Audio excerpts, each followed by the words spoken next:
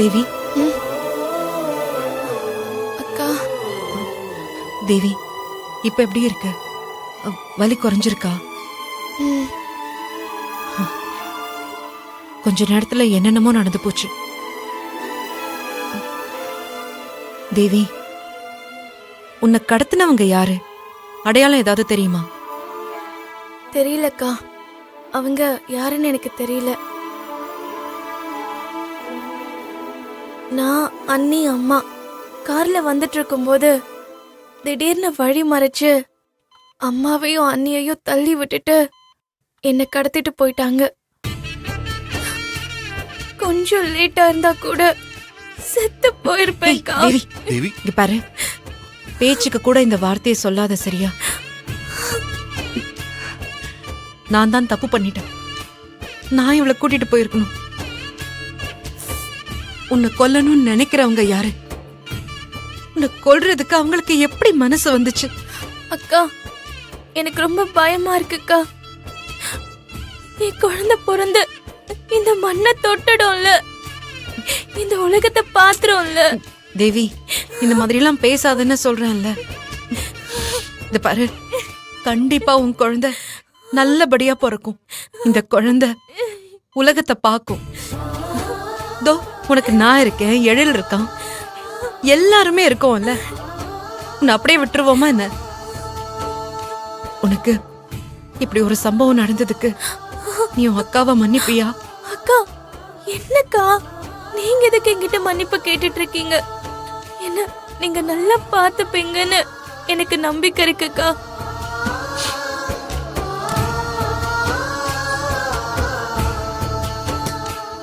Madam, கொஞ்சம் வெளியே இருக்கீங்களா? இன்ஜெக்ஷன் போடணும். சரி, நாங்க வெளியே இருக்கோம், சரியா? வா.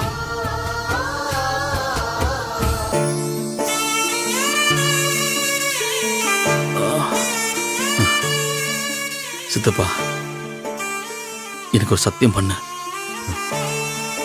எதுக்குடா ஓ, சத்தியம்? பண்ணியா சொல்றேன். சித்தப்பா, இந்த பிரச்சனைக்குள்ள நான் இருக்கேங்கிற விஷயத்த நீ யார்கிட்டையும் சொல்லக்கூடாது. தேவியை காப்பாத்த போய் எனக்கு இப்படி ஆயிடுச்சுன்னு நீ யார்கிட்டயாவது சொன்னேன்னு வை சித்தப்பா. சத்தியம் பண்ண. என்னடா இதெல்லாம்? மனே வேணாம்டா. சித்தப்பா, சத்தியம் பண்ணு சித்தப்பா. இல்லடா மவனே, தப்பாவே நினைச்சுக்கிட்டு இருப்பாடா. இப்ப நீ பண்ண போறியா இல்லையா? ஐயோ, ஓ, சத்தியம் சரிடா மவனே, பண்ணு பண்ணு. சத்தியம்டா.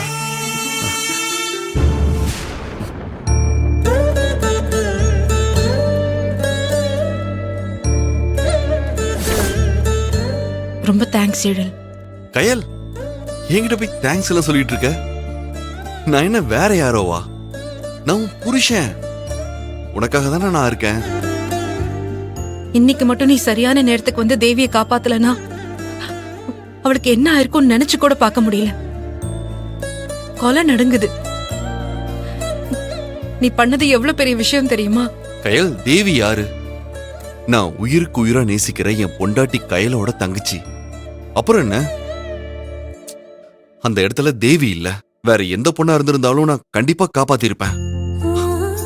அதையும் தாண்டி தேவி எனக்கு ரொம்ப பிடிக்கும்.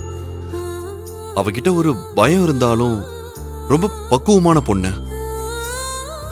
அப்படிப்பட்ட ஒரு குடும்பத்துல வாக்கப்பட்டு வர பிரச்சனைகளை சமாளிக்கிறது ஒன்றும் சாதாரண விஷயம் கிடையாது.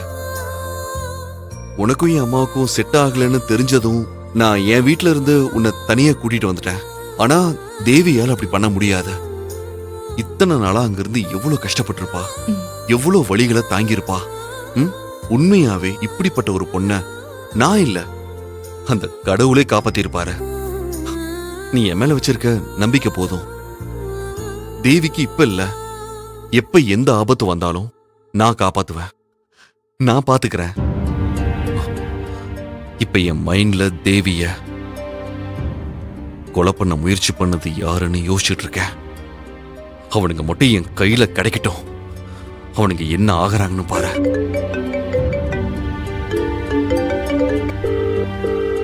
கயல், அத்தை தான் கால் பண்றாங்க. அட்டென்ட் பண்ணி பேசு. தேவிக்கு எதுவும் இல்லைன்னு சொல்லு. அவங்க ரொம்ப பயந்து போயிருப்பாங்க. அப்புறம் தேவி ஹாஸ்பிட்டல்ல இருக்கான்னு சொல்லிக்க வேண்டாம், சரியா? சரி. ஹலோ.